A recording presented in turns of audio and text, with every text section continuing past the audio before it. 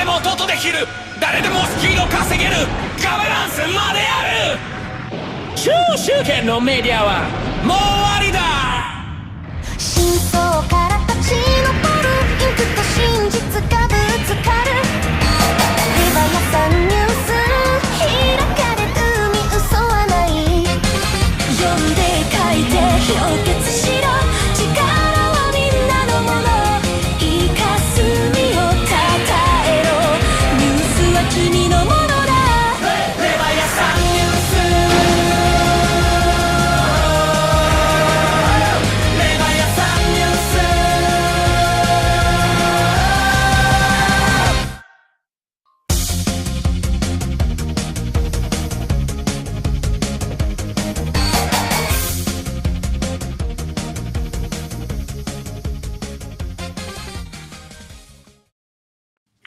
Oh man, every time I go through this intro, I'm like, the first time I was disturbed, and no, every time I like it a bit more. Yeah, it's a great intro. Shout out Arcus for that great one. I can't even tell you how many compliments we've been getting on that intro. And I keep saying that my best opportunist move so far in 2026 was asking him to do something for us. So shout out Arcus. ARQUS, look him up on X. He's been doing some great stuff with actually also Regnumorum and Convex. If you're looking for someone to do cool videos for whether it's Polaris or whether it's Pharos that we're going to talk about today, I definitely recommend you check him out. And if you want, I will connect. I think he's brilliant. So shout out Arcos, and what's up everyone, the advisor here, we're on Leviathan News, and I'm again here with really one of my favorite people in the space, the Mad Stablecoin Scientist, TokenBrice. How are you, my friend? What's up? I'm doing good, thank you, and thanks for the invitation. Always a pleasure. Always I'm putting some tweets and some stuff out to make sure we have a big crowd. Always an honor, and actually always something new with you, I must say, especially ever since Claude has entered everyone's life. I think you're just becoming more and more prolific, even than what you are. So you were actually just here basically last month, and we talked about Polaris. Maybe it was end of January, actually, when I think about it. Yep. But already, like in the past weeks, ever since, while you guys are working on Polaris, you've actually created another new tool this time, starting with a P as well, Pharos. So Yeah. I'm actually very curious to learn from you about what it is. And by the way, you are also our SQUID Pass holder for Mad. Finally, after like months of trying. Shout out to you, one of the best customers ever. And shout out to the previous ones at Rack, Regnumorum. Thank you so much. And Florian, thank you for the competition. But really, it is hard to compete with TokenBrice when he decides to bid. And one of my ways to increase the bids on these auctions is to go to the secret weapon that's called TokenBrice and try to entice him to bid on something. And the price keeps being pushed up. So always good on my side.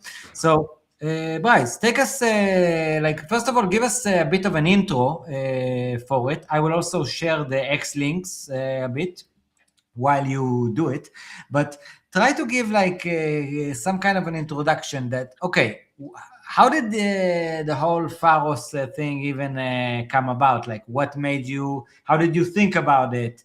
What made you actually decide to build it? What differentiates it from? It's unique, man. So many features are not much, but yeah, we're gonna go. Don't worry. Just give us like the intro. What made you do it? So initially, I made it just for myself. I wanted to see. I'm tracking a lot of what's happening on. The classic. I made it just for myself. Literally, yes. A winner. Because I'm tracking a lot of things that are happening on stablecoin. I'm using tons of tools, and they all have their problem, their weakness, the things I wish they had. So I really built it without pretension at first, like, oh, okay, this is going to be my own dashboard. And then I'd say about 2 or 3 days in, I was already pretty impressed with what I had. But back then I didn't have much, I just had peg tracking and maybe some basic liquidity scoring on 120 stablecoin, and that was about it. But that was like 3 days in, like maybe 2 or 3 hours of coding, and I was a bit retarded with code back then. I've stepped up my game a lot since I started Pharos. So essentially, as it went through and I added more features and I started to be able to do more interesting things, I realized it could interest other people. And then I checked the domain. I thought a bit about the name, and I fell in love with Pharos. And then I checked that I saw the Pharos.watch domain, which is a pretty good one, was available for like $40 or something. I was like, what? So I bought that. And then when I got the domain, like the domain is a step, because obviously it wasn't just a personal tool anymore. I was like, okay, now I have Pharos.watch, and let's make it into something decent. So I keep a product is born. A product is born, yes. And essentially, I think the key thing to understand Pharos is really about, so, and it's also the story of how I built it. And I kind of tell it a bit in the about page. Let me start sharing if I can find the freaking page. Yes. I can, once you share the screen, I will pop it up. Okay, cool, great. So it's really started, the what Pharos track section is, I would say, pretty basic up to. First of all, people, like you said, people can go and find it at pharos.watch, yes? Yes, pharos.watch. Pharos.watch. If you're tuning in already, which actually we have more people than usual because we have your channels as well. Shout out to the viewers on Twitch as well, on TokenBrice's Twitch. If you want to try and follow, go to pharos.watch and try to understand what's up. So yeah, I think the real value of Pharos initially was more about the upper section here, so collating all that data in one place and essentially being a kind of DeFi Llama plus bonus, but really super focused on stablecoin. And so that means, going a bit more extensively than what DeFi Llama can do. And especially stuff like the blacklist tracker I couldn't find anywhere, which is, just literally all the blacklisting event happening on the major centralized stablecoin. We'll go through the features after. But I think the real values is in the what Pharos compute section. Because now I have all those data, right? I essentially have the whole pulse of the stablecoin market. So now what can I do? I can compute some scoring on the peg. I can compute some scoring on the liquidity. But now I have all of that. So maybe I can compute some scoring on the effective risk level, because I also have very qualitative data on the stablecoin. We will see in a minute, but what their reserve is made of, all the stablecoins are categorized, and so on. Now I have the collateral of each stablecoin, so I can build a dependency or a contagion map like this, clearly showing you who is depending on what. And one I'm the most proud of is the Pharos Stability Index, which is essentially a meta indicator of the whole market that kind of gives you the stress level of the stablecoin market, right? And then when I built it, my head exploded because I got this chart at first and it wasn't annotated, And then I was like, wait a minute, all those dates where I see a major blip in the rating, I know those dates, something happened that day. And essentially every single blip of this indicator is tied to a major traumatic event that happened on the stablecoin market. The Tether scare, the Quadriga 6 collapse, Iron Finance blowing up, the Fed crash, USD collapse, or the SVB weekend are the main ones. So this one is a really interesting indicator. And by the way, not to stress you out, but you can see it's been lowering quite a bit recently. We're not in the danger zone yet, but it is kind of dropping. What are you showing there? Which token are you talking about? We are talking about the whole stablecoin market, bro. The whole 145 that I'm tracking right now. All are taking part in that indicator. It's like the pulse of the stablecoin market. That's what this Pharos Stability Index is. So, on the day of... So basically, it's like a measurement of, in general, how stable are stable, like the general metric of how stable are stable. So events that have a big contagion effect, you see how fast it reacts on the SVB weekend, because you have a lot of big stablecoin depegging at once. The thing dropped from 90 to like 15 in not even a day. With the USD collapse, it was similar, but it sustained a bit longer because UST had so much size. So every stablecoin contributes to that, but they contribute proportionate to their market cap.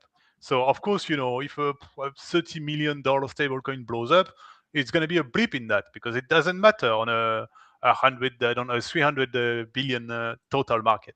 But no, if even just USDC is having a little 8% depeg, which is not huge, but USDC itself is so huge, boom, you see it in the indicator. So I'm really excited to see, because right now it's been applied mostly retroactively. I collected the 10 years of data, but I'm really excited to see how it's going to behave in the future, this one, the Pharos Stability Index. And this is one of the most mature feature that I've built because I'm testing a lot in prod. So maybe, yeah, it's important for people to know. I added this today. On each feature page, you will see this little note on the top, feature status mature. It's just to kind of give you an idea, because some features are like status testing in prod. So that really means, don't make investment or what. I mean, you shouldn't make investment based on my data anyway. I'm not a financial advisor. It's not a financial advising tool, blah, blah, blah, blah, blah. But this gives you an idea of how reliable the data is, So the core features are pretty stabilized now. But there are some stuff like the one in the experimental section, especially. Like this one literally is just collecting data for now. And I was too lazy to hide it from the front end. So yeah, check that if you're checking Pharos. But yeah, I guess we could. Where Yeah. would you go ahead? Sorry. No, I said maybe we can go just like step by step in the menu and kind of walk through all the interesting exactly. things. I want to ask you, like, okay, first of all, who is it for? And like, where should people start? Like, what if it's like like, is it only for very savvy users? Is it also for No, it's beginners? really for everyone, I think, because one of the main things you can do on Pharos, and I think outside of all these features, they kind of collate on a stablecoin specific page, is, if you just don't know, you heard about a stablecoin on Twitter, like, I don't know, USDAI, I'm seeing a lot of tweet about it, and you have no freaking clue what it is. Well, you just search it on Pharos, and you kind of immediately get a sense of it, So safety score, C-. Okay, that doesn't sound so good, but why? Well, peg stability is an R minus 80, seems good. Liquidity is not so bad, but not so good. And apparently it's losing points in decentralization mostly and dependency risk. Okay, so it kind of, just out of the score, indicates to you this is a pretty centralized coin that have dependencies on other stable coins. And that's why it's getting hammered so hard in the rating. But then as you keep scrolling, the data is essentially a bit more dense. Okay, so why is that? Here you have a quick summary of the coin that will give you, a bit what is it about. So as the name will suggest, it's about AI and real-world assets as centralized dependence with human oversight. And this is AI generated, by the way, but it's very good. And it concludes, while the AI branding does the marketing work, whether the AI label reflects genuine innovation or narrative arbitrage is left as an exercise for the reader. Because as you can see, this is essentially wrapping some centralized stablecoin. And then you have a very small portion of the backing that is some GPU collateralized loans for AI. So this USD AI is essentially 1% loans for AI related stuff and 99% wrapped T-bill or PYUSD or other coins. So you kind of have a quick idea of what it is. And as you keep scrolling, you get more details. You will get information about the collateral, jurisdiction, the reserve, contact address, and so on.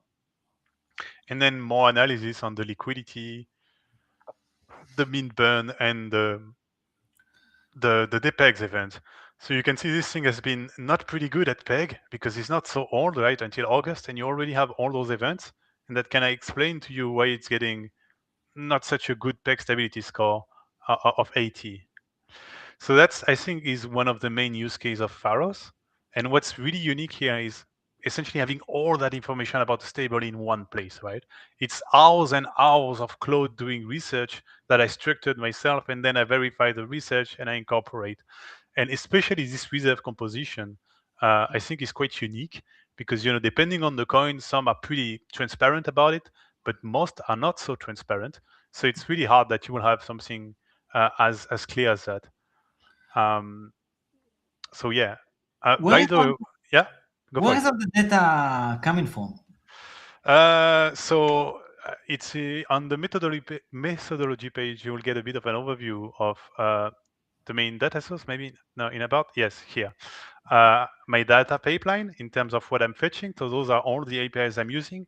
But essentially, Pharos as overall is structured over 3 sources: on-chain, DeFi Llama, and CoinGecko, and with sanity checks of one against each other. And then for the data I was just showing you, the reserve composition and things like that, it's essentially skills that I built for Claude that do some research, and then I validate the research manually. So I will launch a Claude, research on 1050 coin, find the reserve composition, and then I will verify myself.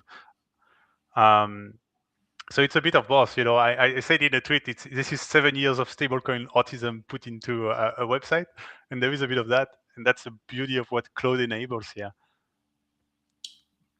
That's extremely cool, and shout out to you for actually using like this the amazing abilities of Claude to so quickly create something so useful for the DeFi community and the stablecoin community.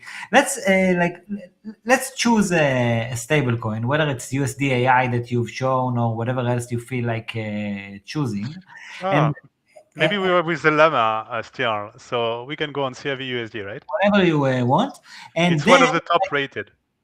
And by the way, take us through like what a beginner can conclude about it. First of all, like the general metric that a beginner would probably search and enjoy, and then maybe dive deeper into like the more complex metrics that a more savvy user can use the Pharos to explore CRV-USD or any other stablecoin for that matter. Sure. So I think most of the interesting stuff for someone is really on the beginning of the page. That's why I structured it like that.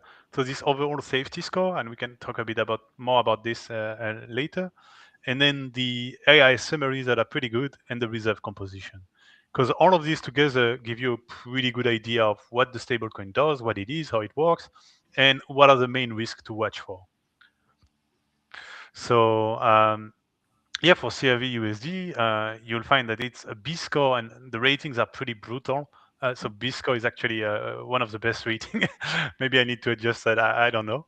And you can see that it used to have very good peg stability. Lately, it's been a bit less stable, but the peg stability is really computed over the whole life of the stablecoin. So recent depegs, but not so big and not so prolonged, will not affect the score so much. It needs to be sustained for a decent amount compared to the life of the stablecoin to be able to have an impact. The liquidity is decent, but not as good as we would have hoped for CRV USD, and we can see why below. But it has a pretty good resilience because it's using medium risk collateral. You have the composition here, so wrap Bitcoin mostly and other Bitcoin variants and some staked ETH essentially. And it's fully on-chain with no blacklist features. So really my risk scoring tries to be all-encompassing. That's why if we go quickly in the safety score, you'll see what tops it are both, massive stable coins like USDC and Tether. They're doing very well because they have extremely good liquidity and no dependency to other projects. But what tops it as well is stablecoins that are pretty decentralized in their design. So you will find FRX USD, you will find Bold and LUSD somewhere, CRV USD, DAI, USDS Go. All of these are doing pretty well in the ranking. So yeah, in terms of a newcomer coming to that, I would say the sidebar is pretty much top to bottom. Stability index, we went through it, but it's pretty easy to understand. The safety score are kind of similar. You can just, and I love this page, because it's like, it feels like in a video game when you're picking your character, and you can see that at the same grade, you have stable coins that have very different shape, in terms of specialization, essentially. So you can see that, USDC is all about like liquidity, peg, and minimize dependency, versus for a stablecoin like Bold, the liquidity dimension is much less big, but it's gaining a lot in decentralization and resilience compared to USDC, and that's why it's able to achieve a similar grade.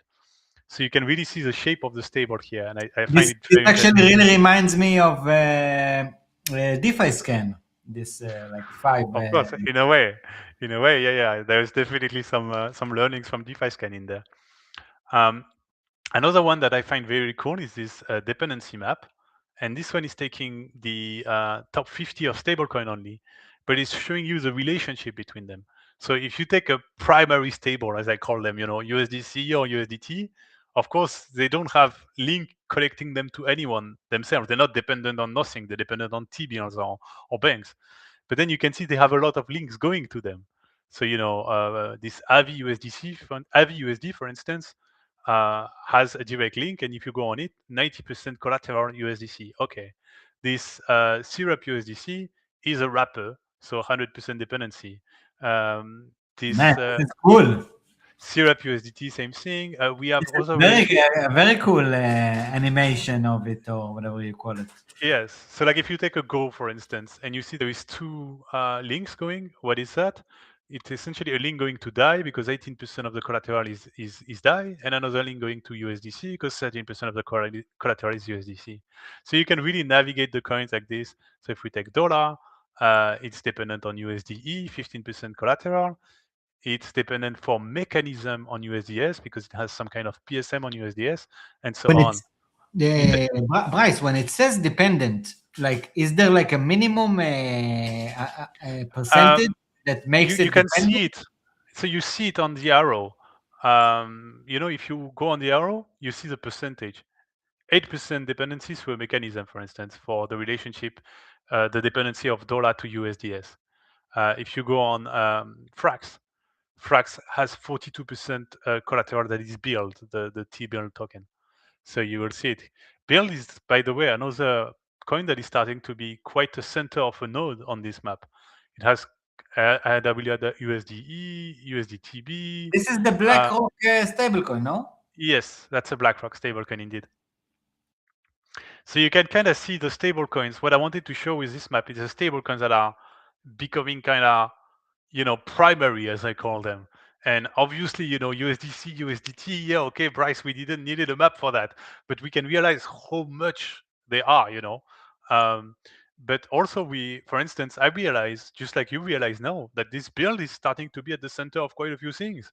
I had no freaking clue, Frax is Frax, FRX USD, the new Frax, USDTB, USDE, CUSD. There are quite a few connecting to him. So and you can see that USDE is a bit in the same situation. It has both things. It has people using it for yield, but it also has other coins using USDE as source of yield. So this one is a bit of a double thing, it's pretty interesting.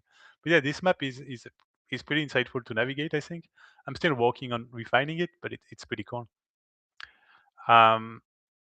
This is honestly mostly for the liquidity geeks. You will get some stats on all the pools I'm tracking and things like that.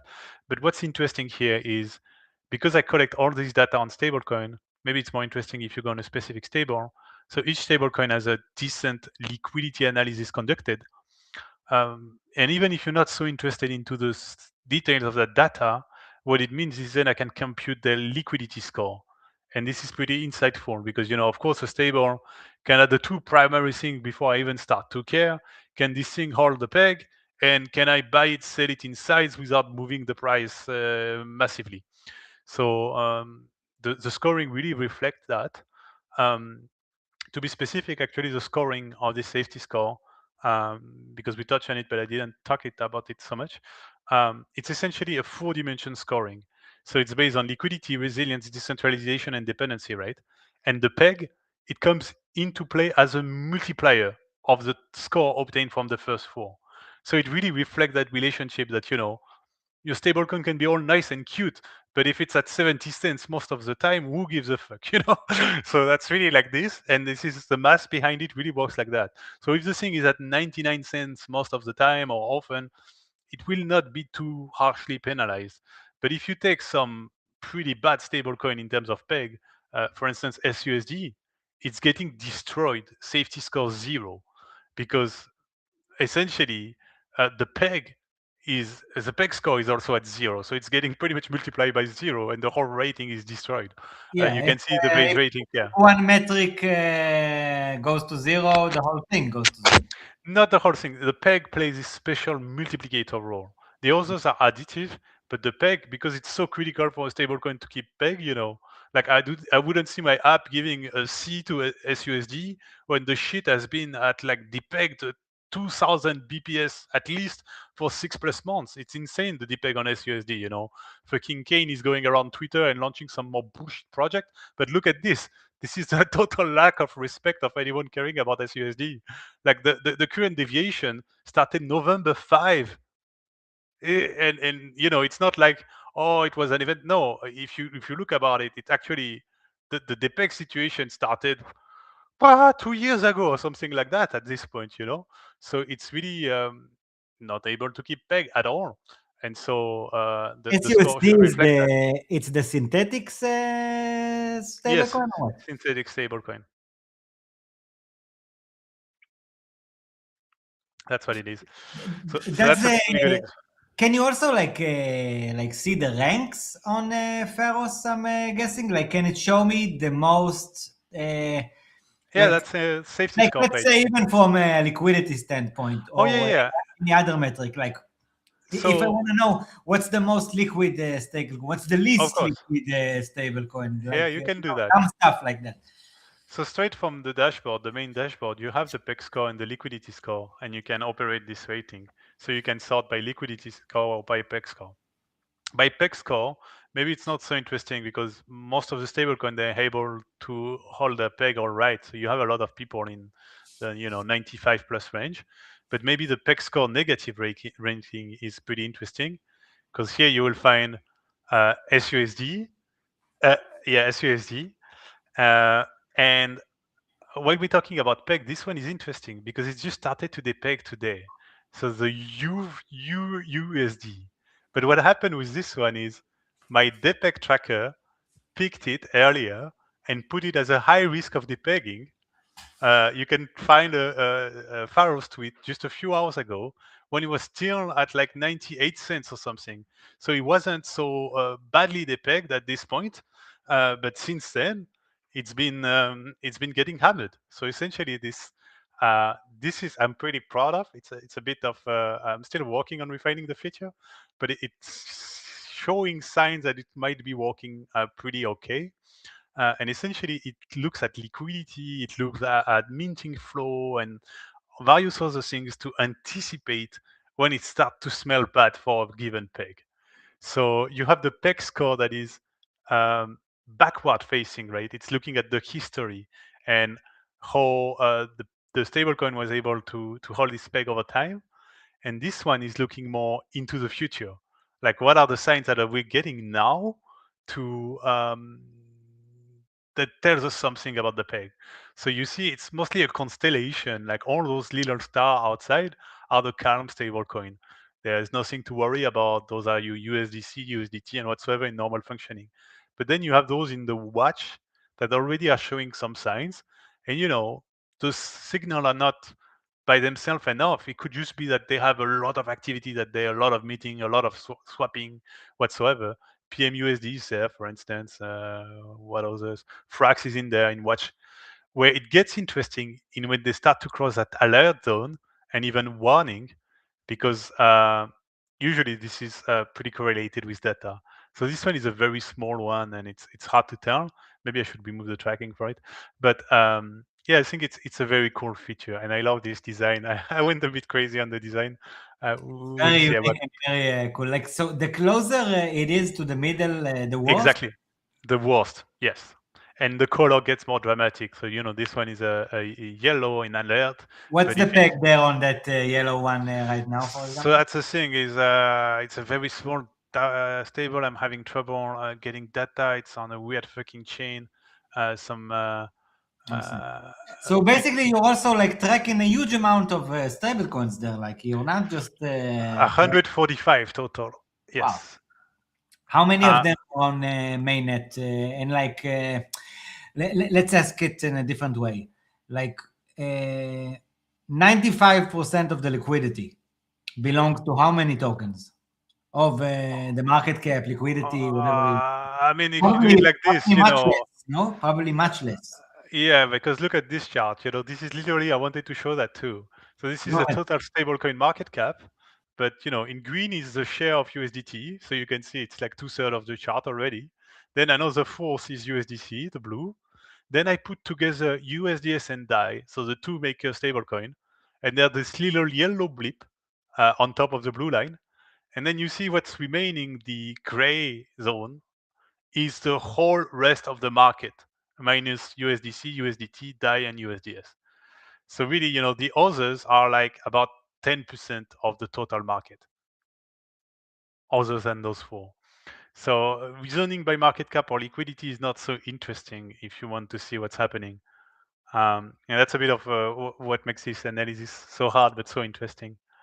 By the way, if we stay on the market cap for a minute, like what differentiates Pharos from DeFi Llama, for example, if I want to learn about stablecoin market? I mean, again, what differentiates, like market cap, DeFi Llama will probably give it to you better. I'm using their data, but what differentiates is all this qualitative data, the collateral, the proof of reserve, the jurisdiction, the categorization, all the analysis done on stablecoin. It really is focused on the stablecoin. I will not list anything else.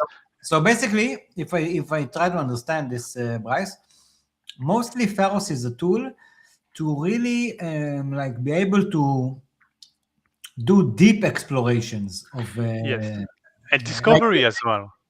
Discovery sure, and also like all the general data aggregated in one place rather than going and search all over for it. Exactly. But also, like, okay, if you really want to start digging in, you've built an instrument here that really allows to notice something about this stablecoin, and then just click a button and get all sorts of new data about it, and like references and like matches to other. Incredible, man. It's Wait, incredible. you haven't seen it all yet, because one feature I find very useful too is this compare tool, because essentially you can use it. Wow. You pick a stablecoin you know well. So I don't know, maybe you know well USDS. You're familiar with the risk you're taking when you're holding USDS, so you will put it here. But then you pick one you just heard about on Twitter, like one I didn't know so much before. Pharos was Falcon USD. And oh no, sorry, I picked the wrong one. Asterisk, what the fuck is that? Falcon USD, USDF. And now it kind of gives you an overview immediately. I mean, market cap. Wait, it's Asterisk again. Oh, did I have? Do I? I found a bug in my. Oh no, I just misclicked. No. Oh wait. I think I have. Oh, okay, I have a bug in this feed. Let's pick another coin. I will fix that right after the stream. So let's say you don't know USD, right? And you want to compare it to DAI, to USD. I will fix it. You can essentially run the comparison tool, and it will give you a quick overview of the two. So cross market cap chart and cross safety score, so you can kind of see how they compare to one another. I find this pretty handy for discovery, and you can do even make some suggestion on the basic, like I don't know, for instance, a gold stable. You've heard there is some gold stable, but you're not aware of the compromise between them. You can run a quick check, and essentially we all know, I guess, on Pax Gold and Exalt, this co is a bit less known. Kinesis Gold, it's growing, as you can see in the chart below. It's not the size of the other biggies, but still, 400 million market cap. So it's not a small gold coin either. And you can clearly see on the chart though that essentially the liquidity is really not at par with the rest. The liquidity is relative to the size of the market cap. Okay, so you can have a 30 million coin doing very good on the liquidity score. So you don't have to account for that. But you see the pattern of his chart really shows you, okay, this thing is pretty much like the others on the other dimension, but damn, in terms of liquidity, it's really really faulty. And then using the tool a bit further, you can pretty quickly understand the difference between Xalt and Pax Gold, for instance. So I guess since those ones are centralized, the key information will be here. So XOT is Salvador's jurisdiction, independent audit. Okay. If you check Pax Gold, yeah, you will find different information. So you treat Pax G and XAUT, for example, as stablecoins as well? They are stablecoins, just pegged to something else. Yeah, that's another thing about Pharos. Pharos doesn't care about your peg. We're tracking 14 different pegs here. Oh, wow. What else, for example? You want some euro? I have plenty of euros. Maybe we go in the main chart. It's clearer there. Oh, did I? Yes, yeah. So for instance, you can sort the chart by euro, and I have pretty much all the euro stablecoin that matters. So once you sort it by euro, and then you want the peg score in euro, I mean, some are pretty limited size. Maybe the best liquidity would be more interesting. USC is topping the chart here. But peg-wise, it's not doing so good, surprisingly. Not like the big brother USDC. We tracking franc Suisse. There is a couple of coins. The pounds, couple of coins as well. And then I have a broad other category because in there I have Japanese yen, I have Canadian dollar, Australian dollar. This is Singapore, but I'm not sure of the name. Brazilian currency. This is South Africa currency. The FPI, the Frax Price Index, which is tracking CPI. There is another tracking CPI as well. This is yen again, Philippine currency, and this is a silver tracking stablecoin with a decent cap as well, about 300 million. It's so cool because it's actually a way to discover new stablecoins of stuff that you didn't know have a stablecoin even. Mm-hmm. And I think one of the features I got a bit of traction on Twitter today, because this one is really cool. It's essentially, I should have called it the stablecoin undresser, because this is what it is, right? So in here, you will put some stablecoin, like you put your wallet, like I don't want to connect wallet, so you have to input manually, because I don't want to manage wallet connections or things like that. But let's say, we talked about USD so let's put it in here. We put SNA, we can put some Frax, the guys must know, the new one. And what else can we put in there that is fun? Maybe Go. Okay, then you put some amount. Let's do just a 50,000 portfolio of each. So it's simple. And essentially, it undresses your stablecoin. So what is your effective exposure if you hold 50,000 of USDE, of USDAI, of Frax USD, and of Go? Well, you have about 50% of major centralized stablecoin exposure. So USDC, USDT, and Co. You have about 5% of DAI, 15% of liquid staking, and then 14% of treasury bill. Those are the main exposure. And you can see the detail if you want, like the whole decomposed exposure. But I find it regrouped by category, it's even more interesting. So you can quickly see the stablecoin that are just wrapping T-bills and other centralized stablecoin essentially. We can put the USDF in there. What else could be interesting? This cap USD that everybody was talking about, but now is getting destroyed. By the way, Bryce, it makes me think of another question I want to ask you. Like, will people be able to customize this for themselves? Meaning, like, let's say I have these like 10 stable coins that I really want to track all the time, and I don't really care about most of the others most of the time. Will I be able to like create my own little? That's a good question. To save a portfolio, essentially, have a kind of favorite list. Something like yes, that would violate one of the design principles that I have so far. Is I don't give a fuck about who my users are. I don't keep any data on user. Just have basic analytics on the website, and that's good to all. So I have to think about it. But potentially, yes, that wouldn't be too much work. Yeah, I was muted. I actually think that some people will want this kind of stuff just for convenience reasons. Now, and also, I don't know if you've noticed, but there was this comment here. Oh, I don't have Jean-Philippe. I hope Bryce will keep it free because it is highly valuable tool. And no, there is no plan to monetize this. Okay, I will give you my my long-term game on this one. Is you know that I'm building Polaris, right? And Polaris is a maximally resilient stablecoin that will also be able to output stablecoin against any asset. Well, you can get the long term of Pharos essentially right there, not to shield Polaris, but essentially to show the weaknesses of the market that Polaris is solving. You know, that's kind of how I see the end game. So you can track any currency, and you can clearly get a sense of the centralization of coins and the dependency on other coins. You know, everything that essentially, to put it another way, I think if we do our job right with Polaris, PUSD is an A plus, and all the P assets are going to be A plus. But you know, I'm not going to tweak the rating to make PUSD an A plus. This rating is automated. It's just Polaris design stablecoin this way. That's kind of how I view it. Yes. That's so cool. So we actually say that all the tokens that you are going to issue through you or others, because it's going to be permissionless, as far as I understand, yes, are going to issue using Polaris.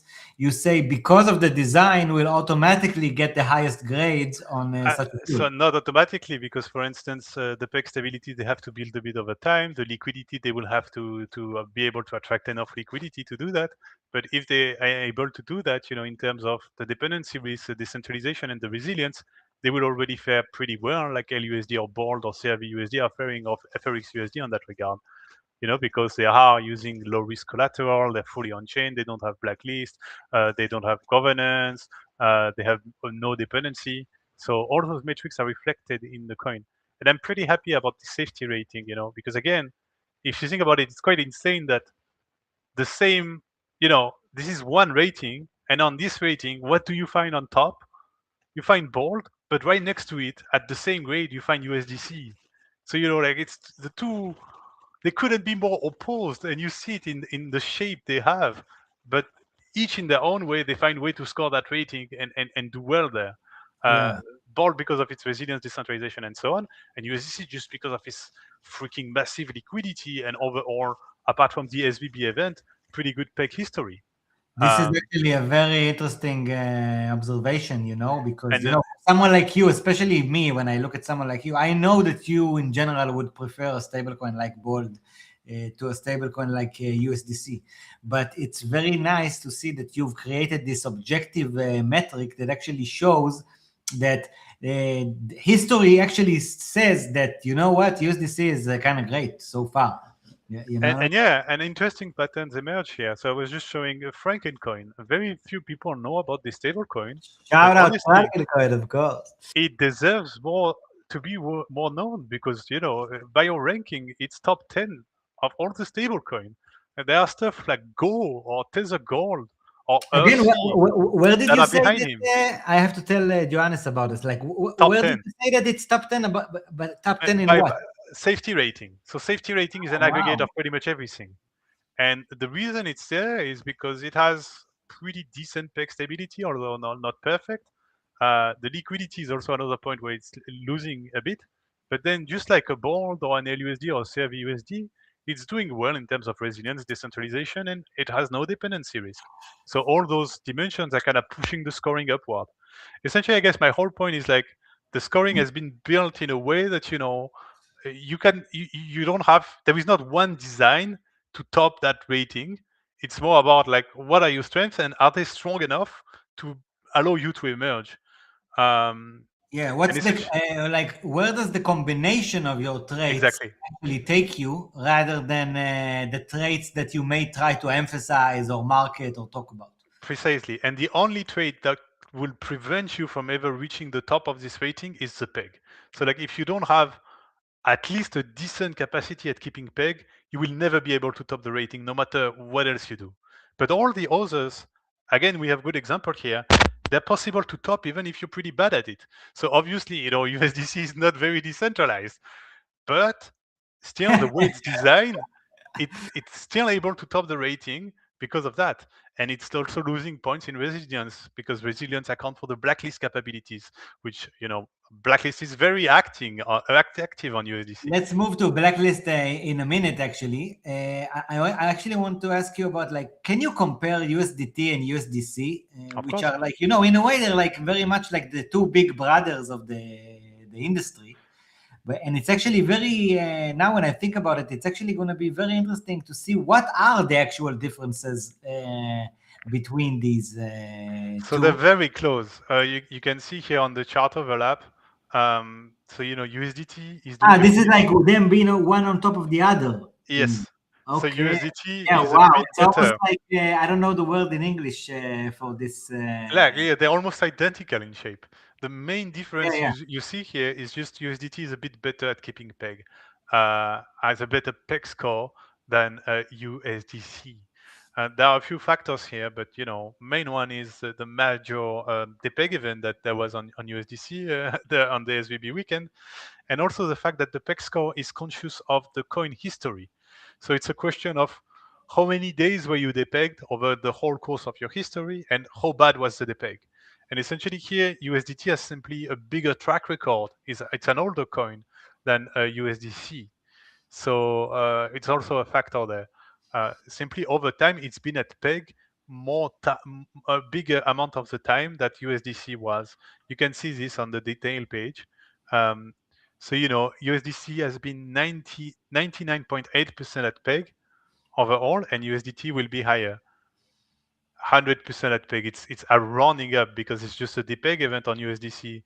At the end of the day, not so. There is a decent amount, but you notice how there hasn't been a single one since 2023, and they were very quick one. Versus the recency of the event is also a factor, So I didn't want to punish a stable coin like Dollar, for instance. Dollar has been having big peg issues back in the days, but now he's doing much better on the peg. And so Dollar has a 76 peg score.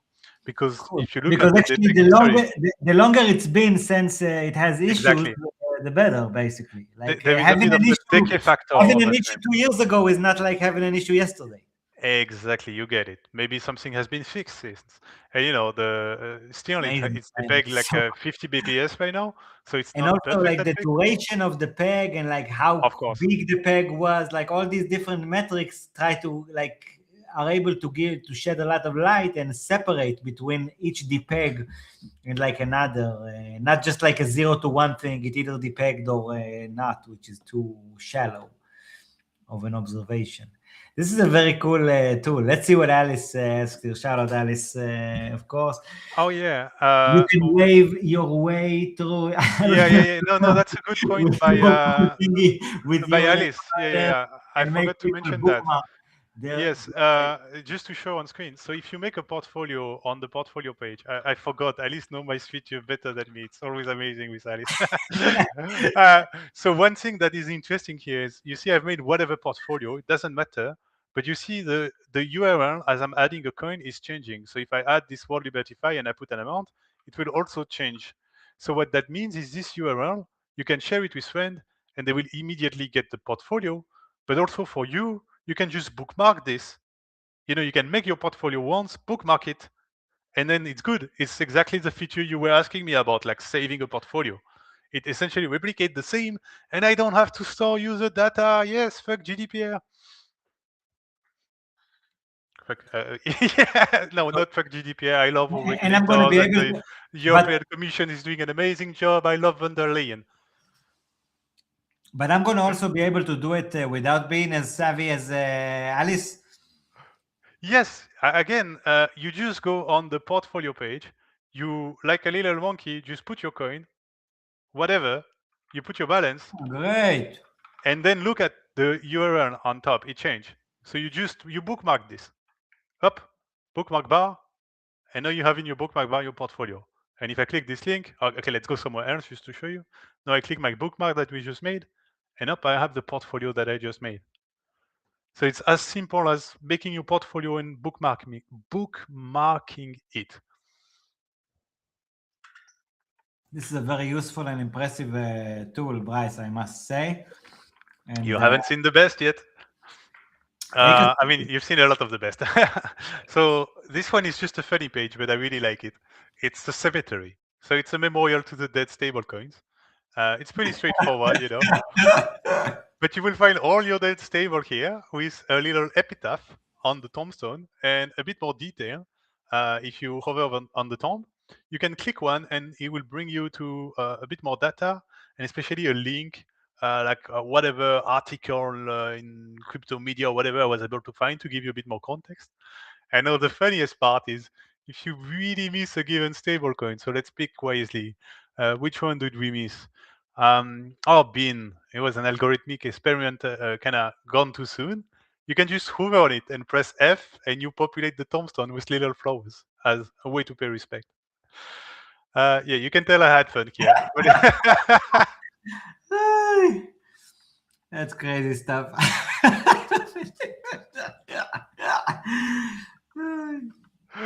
So it's just for fun, but it's pretty good to see a bit. Yeah, maybe. By the way, if someone does it, like the flowers, they stay there, like in. No. It's just for your session.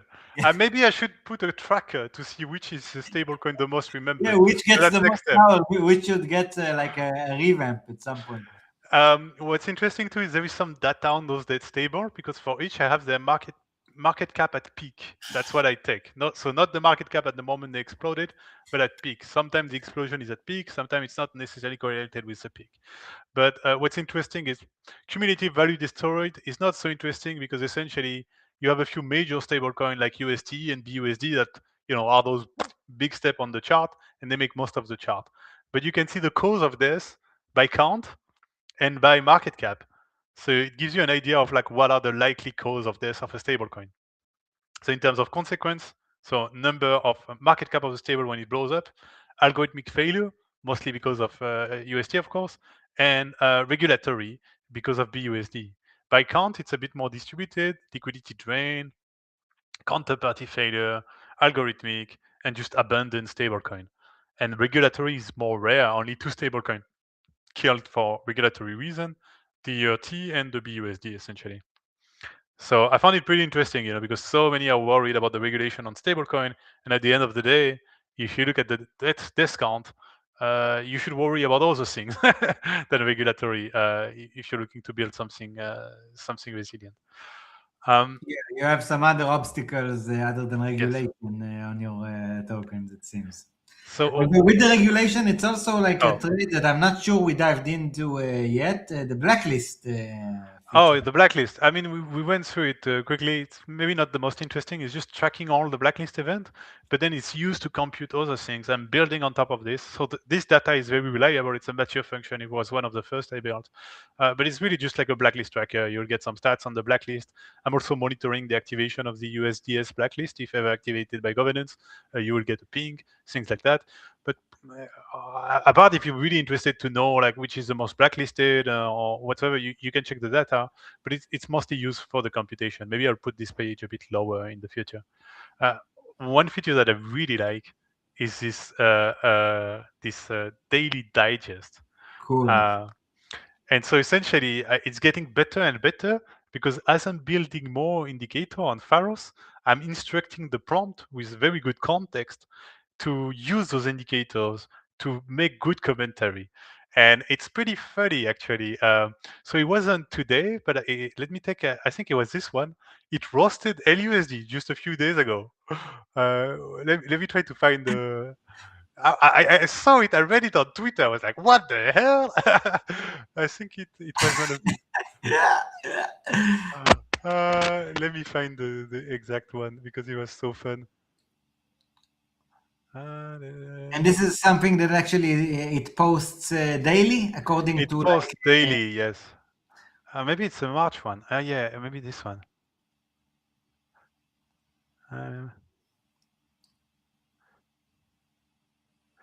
Oh my God, where is the LUSD roast? So it will comment on the PSI, on the main depeg of the day, the one that restored peg and so on, and the big movers in terms of market capitalization. And the cool thing is, over time, it's building kind of a journal of the stablecoin market.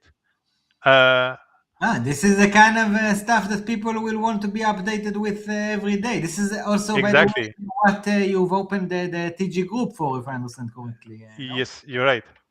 And also, this is probably stuff that you're going to post on the Pharos X account?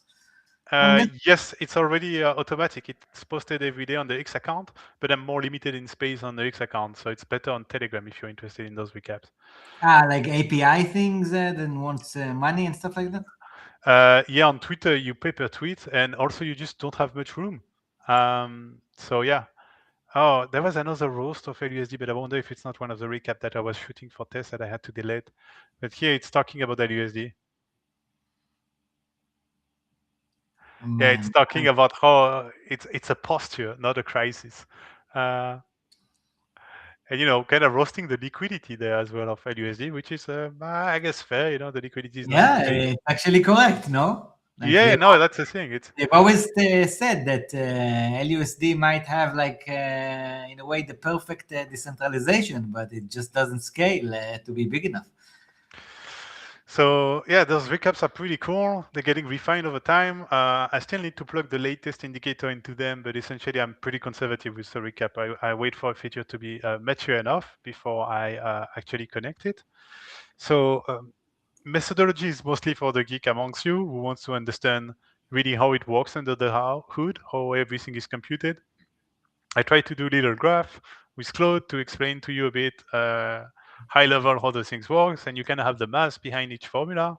So it will be pretty interesting in that sense. Before we get into the experimental, there is one thing that I haven't shown yet that is pretty cool. So if you go back on the safety score, we have the ratings here, right? But what you can do, because I have the dependency map of all the coins, is you can simulate a crisis on a given coin. So what if USDC goes in crisis and is downgraded to an F grade? This one gives you the whole list, but more interesting is this simulates the impact.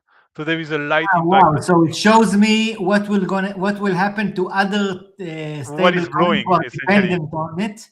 Yes. So If something breaks over there, like who else will be fucked by the So cyber? you see, for instance, So cool. USDS and DAI, they get hammered. They go from a B to a C immediately because of the PSM that impacts them severely. This Falcon USDF, same thing. This is so cool. And here you have the whole list of the damages, essentially. You can do this for the main ones, so we can downgrade USDT to an F. And same thing, CRV-USD is slightly impacted, but not so much because it's only one of the 4 assets for the peg keepers. But if we scroll, we're going to find some more. It's a bit rarer. Alchemix is taking a hit. United Stables, USDD, the Tron thingy, or USBD, the Blast stablecoin, EUSD, Honey, and the list goes on Gate USD, Avalon, and so on. You have the full list here of what's getting affected. But yeah, this is pretty cool. I thought so. I agree. This is an amazing tool to play with, actually, and to really explore about maybe it's the easiest way to understand if your token is dependent on something or not. Like if you just that and the map. But yeah, the map is only for the top 51, so this is pretty cool. And yeah, just to finish, and then we can chat more freely, I guess. This is still very experimental. Check the menu on top. So this one is literally reading test in prod. So this is what it is. I shipped this yesterday, I think. But essentially, this is going to use all the data I have about safety of a stablecoin and cross it with yield, the best source of yield, and then essentially produce a kind of risk-adjusted yield metric. So what's pretty interesting is you have already kind of several patterns emerging there, because if you look at the top, for instance, the top 4 of the ratings, you have Bold because it has a pretty good API over the last 30 days, almost 10%, and a pretty good safety grade. So overall, this composite ranking is performing well. But right below him, you have this weird fucking coin with a C minus, but paying 23% API over the last 30 days. And so it's getting almost the same rating as Bold. And this is some kind of they tokenize a trade on the Turkish lira. So you look at this fucking size of his reserve. It's like 50% is some proprietary tracking technology on the Turkish lira, and 40% is some mostly risky DeFi protocol. So it's like it's a bit funny, but still, because the yield is so good, it's doing well. And then you have this FD USD, First Digital USD. It's a bit of a similar situation. You have good yield in yield in lending right now, and the coin is a bit safer than this previous one. So overall, it's doing pretty well. Funny thing is as well, I have the blue chip rating that I'm fetching here, and my safety score, which are computed, they're not manual review. They mostly align with blue chip, or they're really not that far.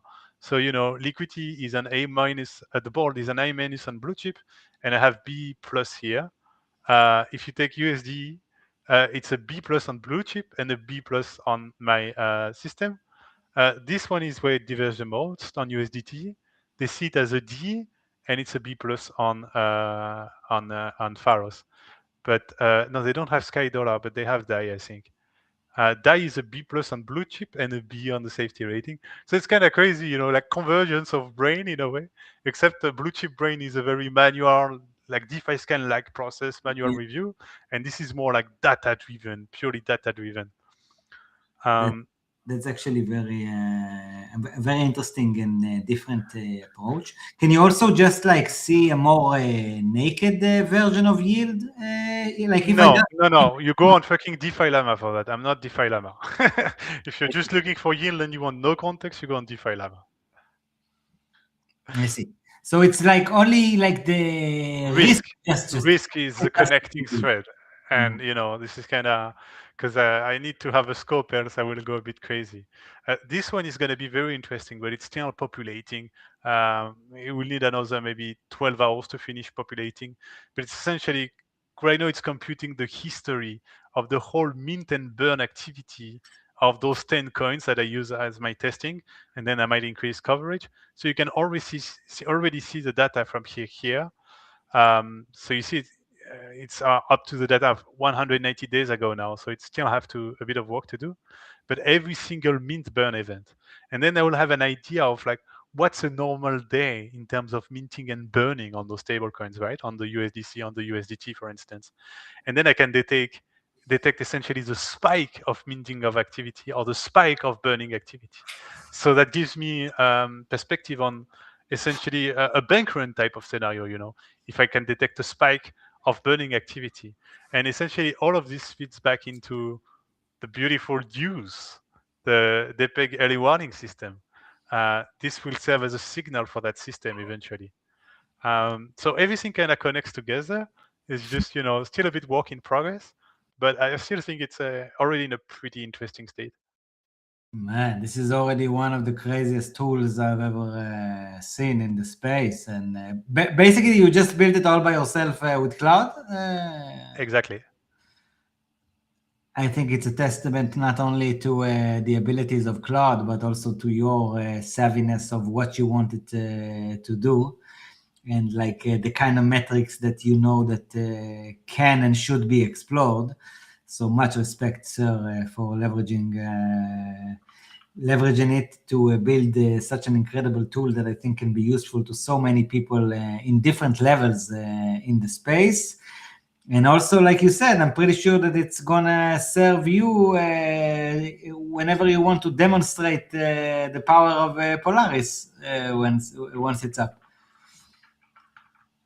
Yes, that's kind of the idea. And meanwhile, I'm having a lot of fun, and I'm already using it. Like, I wake up in the morning, I check what the daily recap is saying, gives me good signal. I can have a browse through Pharos, fix a few bugs, to be honest, here and there, because I still find some. And it's already useful in my in my daily, essentially. So it's accomplishing his job. By the way, when I don't know how many we are on stream, but I'm kind of capitalizing on this. Another very important feature, please, guys, is I will show you right now. Is you might have noticed this little feedback button at the bottom, right? Feel free to use it. It's the best way to report feedback. I know everybody loves to DM, answer random tweet. Hey, you should do this. That's cool. But you know what's even cooler is doing it through this form.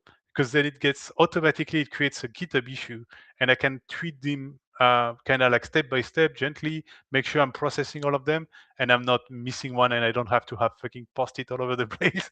Like I can go. So in here, you can literally tell me about, bug report, data correction, feature request, and if you want to say something about the product that doesn't fit here, you can just use whatever. But at least, at the end of the day, it ends up in GitHub on the repo, and then I can pull request. Cool. I'll check that after. So they just go to the feedback tab on Yes. the bottom Yeah, right. this button, the press it. feedback button. Yes, you type whatever and you submit. You don't have to touch GitHub at all. This will submit on GitHub, but this is what I use me as a backend. If you are familiar with GitHub, you can check here. Apparently, some people have already been making. I got my first pull request. I'm pretty happy about it. I need to check it later because it's fully open source. The whole code is on GitHub, so you can also. So meaning if anyone wants to start trying and build it with you, they're invited to do so. They're invited, yes. They can fork it. They can do what they want. There is already quite a few fork on the repo, so I'm iterating really fast. As you can see, there's been 1,300 commits in 3 weeks. So if you fork, be mindful of that. You might fork the repo morning, and by the afternoon, there's been a lot of new features and things like that. And yeah, it's free for anyone to do what they want. Try to be a gentleman, if you're building an amazing feature, make it as a pull request so I can integrate on Pharos. If you're using Pharos data, please reference Pharos, basic decency like that. But for the rest, it's really what you want. And yeah, maybe some coins that are having problem in other services that are not so well processed. So this one is a bit of a shit one in terms of stability, but it's a Turkish, it's a ruble stablecoin. A bit of a controversial one, by the way, because the bank is sanctioned. The bank where the deposits are at. It's issued by a bank and the bank is sanctioned? Yes, but still, it's a 500 million stablecoin, and because it's ruble and ruble is a bit hard to work with, the data is not so well processed on other services. It barely has any liquidity on Uniswap. The liquidity, is it on Ethereum mainnet or where? Tron, where is it? On Tron, it's like 98% of the supply is on Tron, but the liquidity, it's mostly off-chain. Essentially, it's used with centralized service. You pay with real ruble from a bank account, or I don't know what, you get this crypto It's ruble. A7, A5 token. It's a ruble token. Yes. Oh my god! Sounds like a name of a plane, basically. Yeah, so you'll find if you go in the other section, you'll have, that was what surprised me the most, I guess, is when I saw, there is a Brazilian currency stablecoin at 200 million. Yeah, I was actually told about that a while ago. Is it active though? Is there any activity going on there? Well, let's check. So it's doing a bit better than on By Rubber the way, coin. do you also see on here? Will we see stuff like amount of holders, like the way it's distributed between? So the market cap is picking up. I'm not referencing the amount of orders or things like that right now, but it's pretty easy to do because you have the contract address in a click, so you can just go on SSCAN and see, how many holders are there. If we go on the token tracker page, come on, SSCAN. Oh my god, so fucking slow. Okay, we'll give it a minute to load. But yeah, it has very minimal DEX liquidity. So I realize the scope of number of stablecoins that are very centralized. Essentially one service is providing them. You can trade them on that exchange. If you're lucky, you can trade them for some crypto on the exchange. But most of the time, it's more like, hey, you come with your bank account, you buy the stablecoin against that exchange, you sell it against that exchange, and it's really just used for transfer or things like that. It's a model that is quite common for those alt-peg currency. And it's also, to be honest, a model of even commodities currency, like this Kinesis. They have an OTC order book exchange that is not well processed yet. I'm struggling a bit with this one. I need to double check. But I'll add a note for myself. Sorry, just a second, because else I would forget. Kinesis liquidity, and there was a bug with USDF. See, just going through it. This is like what? This is a silver stablecoin? This is a silver stablecoin, yes. And they're a bit annoying because even on the gold, you have different kind of peg for gold. I don't know if I still have them. Yes. So you can see here you have two tokens that have a price very different from the other. They're just because the XO Pax Gold and XO M are all on 1 ounce of gold. So about 29 grams, right? It's a freaking burger unit. So I'm not sure your burgers have weird freaking units. But CO and CGO are on 1 gram of gold. So that's why they have such a different price. Okay. Or something like that. But anyway, I had to do the freaking math and I just upload for that. Maybe you have the data featured somewhere, but it's accounted for. Yeah, 1 gold bullion, 1 gram, 1 gram. And they have different finesse or whatsoever. And then the XOT, you can see, what does it tell you? Yeah, those are gold bars. How much is a bar? An ounce? No, it must be more than that. And you also have the condition for redeemability that very few people are known about. But for instance, for XOT, you need to have 430 XOT to redeem. So at current price, we're talking 2.5 milli. Huh? Okay. So if you want to redeem, you need to have some XAUT. Your size must be size if you want to redeem some XOT. Yeah, you don't exactly come there and tell them, "Oh, listen, I have 0.01 XAUT. Can you?" No, because it's physical give gold me a delivery. tiny bit of gold. So They don't open the safe, the vault, unless your size is size, like you say. Exactly. Yeah. You need to have some size. Design is weird here. What is the block that is missing? Let me check on another coin. I did some design adjustment today, but it has no AI summary. Maybe that's why. What an incredible! Oh yeah, AI summaries. I will do a double check. I've added a few coins and they're not. They don't have the summaries. Damn, I did have a change log already. Just going through it. But yeah, that's pretty much it. This is a huge endeavor, really. So much data in there. Someone can spend the entire day just exploring it. Basically. Yeah, it's consolidating a lot of things. So you can see here, but just a quick list: DeFi Llama, CoinGecko, CoinMarketCap, TechScreener. So all of this is used for price, liquidity, things like that. It use on-chain. I had a lot of trouble training close to that, but eventually we found our middle ground. Essentially, on-chain is fucking truth. If you have a doubt, you trust the chain. If you have CoinGecko saying 1,000 and the chain saying 100, the chain is right. This kind of thing. But so on-chain fetch through different ways. SSCAN and then Alchemy and DRPCs have several, and one for Tron as well, because a lot of stablecoin activities are happening on Tron, whether we like it or not, especially for centralized stable, and a lot of blacklisting for USDT, especially. And then I need the price of all the currencies that I'm tracking. So I'm using the essentially the European Central Bank data. Thank you, European Central Bank, through an API. For some other more exotic currency that they don't have, I found this API that is fit to use. I have an API for gold price. I'm also using the official data from the US Treasury through their official API to fetch a TB rate that is used to compute the risk-free rate here, essentially. And then what else? The DeFi Llama yields for sourcing and some information on the protocol. Also, because we are with the Llama, I need to give you that chart for the liquidity. Every single exchange is absolute shit when it comes to fetching that data, but for one, and its name is Curve Finance, because Curve Finance has an API, and that API is actually very good, very easy to use. No problem, and it allows you to do pretty cool things. So if we take a curve-heavy stablecoin, let's go back to CRV-USD.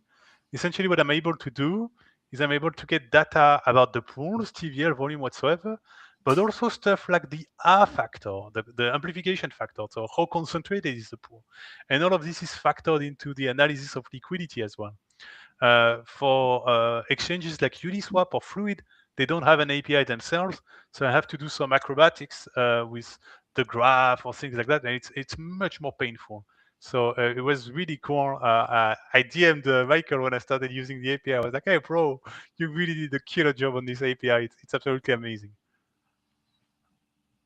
Man, where did you get all these? Did you just know to decide yourself on all these sources, or did Claude like tell you, man, let's use this source, let's use So that? I knew about some, but then sometimes, for the gold price, I had no freaking idea what is a gold API, or to get price of rubble. Do you think I know an API to get price of rubble?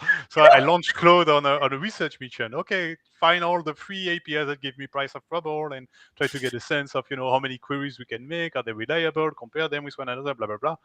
And yeah, that's the main thing. And one thing that is helping quite a bit too is I went with CoinGecko API subscription, because you have a lot of data on CoinGecko, and especially I needed the data. I needed to populate my data because essentially, initially, Pharos is built to watch, right?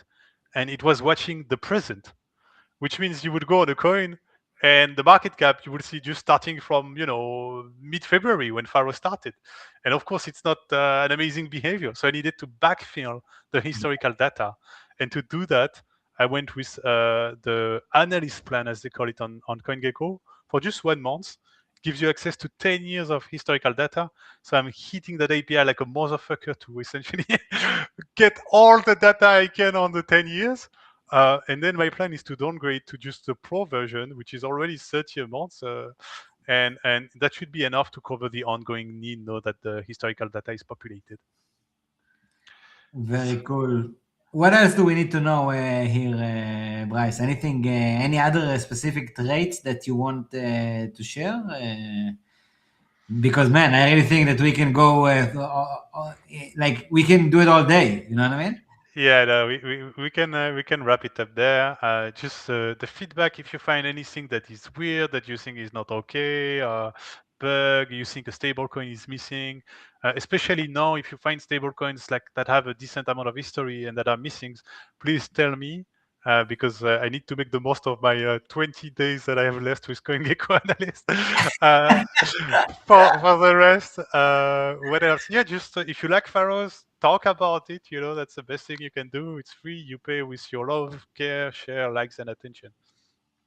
Much respect for building such a tool and for free for everyone to use, and definitely recommend people check it out and do some exploring about the stablecoin landscape from a very deep angle. Pharos, PHAROS.watch. Man, what a brilliant move. Much respect to you for building yet another great tool. I must say I really admire you and your abilities and enthusiasm in building these tools that serve maybe even if it's exactly like you said, you build it for yourself first and foremost, but end of the day, these are tools that afterwards serve whoever wants it as well. And I think you're doing like a brilliant job at it, and it's a huge contribution for the space. Much respect, and I definitely am very curious to see when the Polaris tokens start coming out. I'm very curious to see how this system that you built here will objectively describe them and rank them. Glad you like it, and thank you for having me on the show. I hope. I didn't check. Are we actually having some aping on the website? I should have checked when we were. Oh yes, we're definitely having some proper aping on the website. Man, you're moving traffic. I'm getting people from all over. It's because of your Twitch account, man.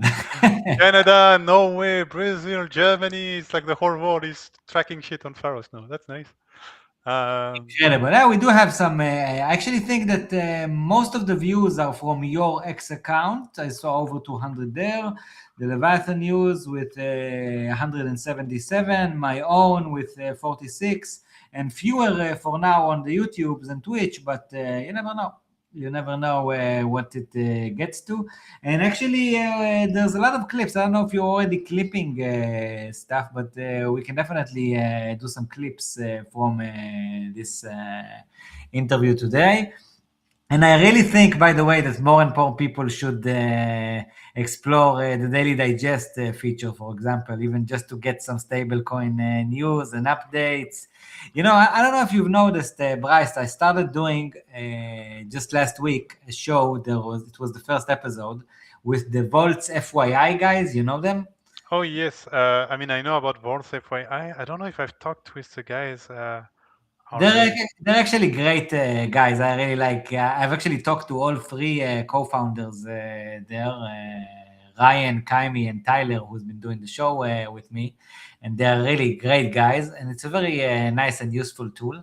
And they've actually also they've opened like this Telegram channel, which describes the vaults. Okay, like it takes a specific vault a day, and it shows you like, okay, you see this vault, you put this, like the risk is this, the yield is coming from this.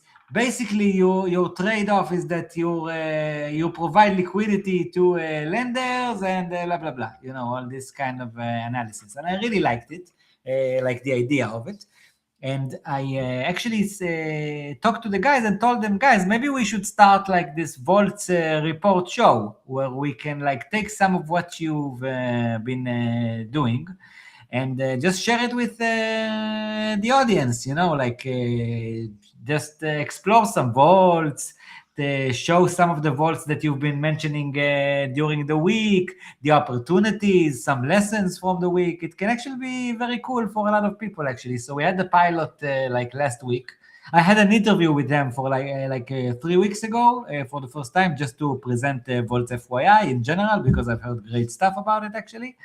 And then last Thursday, we had this pilot for the first Volts report show. I actually think it's a very cool concept. I think people I think so too, yes, because there's so much stuff happening on this, always new vault, and it's really hard to keep track. Yeah. Exactly. And also many people don't understand how this stuff works. You know what I mean? Like when you enter a vault, many of us, like, you're a very savvy user. I'm a very not savvy user. So me, I just see a yield number and I'm like, okay, do I want to take it? And do I feel it's safe enough or not? Like, it's not a very deep breakdown. But with people who actually know what happens on the back end, you can get a very interesting analysis of, okay, like this is how this vault actually works. And do you want to take this risk? Do you see it as a risk, as an opportunity? And feel free to take it. I was just remembering it actually because I think that with what you've built here with Pharos, a very similar concept can be done, like with something that you don't Vault, yeah. Like you can take like once a week for whether you decide to do it like with me, for example, on Leviathan, or whether you do it yourself or on wherever, but you can just like take lessons from throughout the week, like the stablecoin report.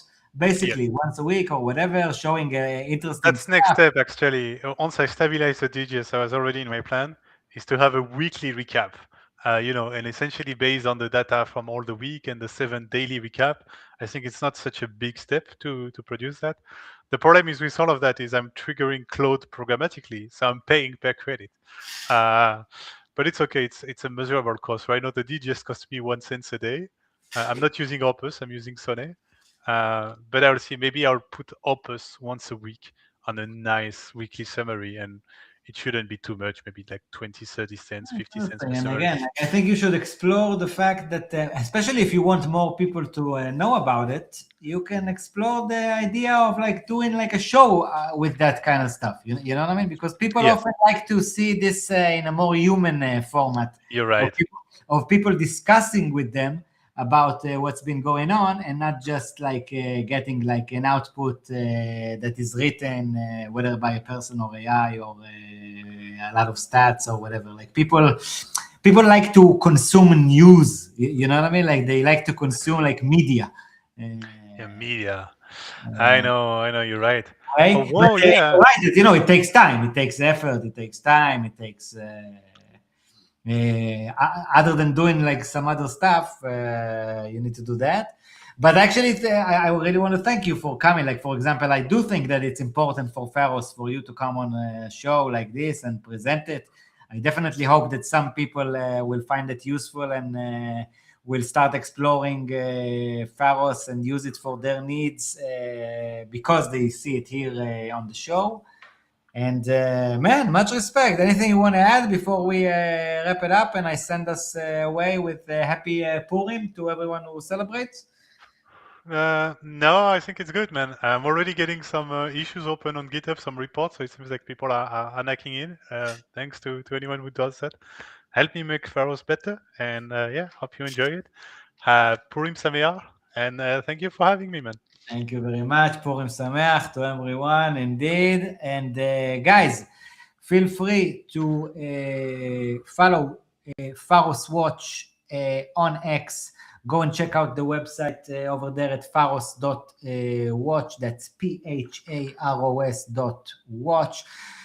You already know probably how to find TokenBrice on X and wherever. Follow Polaris Finance as well and check out what they're cooking over there and try to get yourself on the Polaris Pathfinders group if you're able to. And of course, I'm the advisor. Follow us at Leviathan News on our Telegram, on our X, on our YouTube. Like the videos wherever you are watching them. It really helps us grow the channels. And guys, thank you for tuning in. Thanks for joining, Bryce. Let me send us out with the amazing video by Arcus as well. And thank you for getting the SQUID Pass, sir. We're going to have you pinned up there as soon as possible, as they say. Thank you so much for joining. My secret weapon in raising the auction price for the SQUID Pass. Always, whenever he's available, no one can outbid. Rarely can someone outbid him, let's say. Okay, guys. Bye.「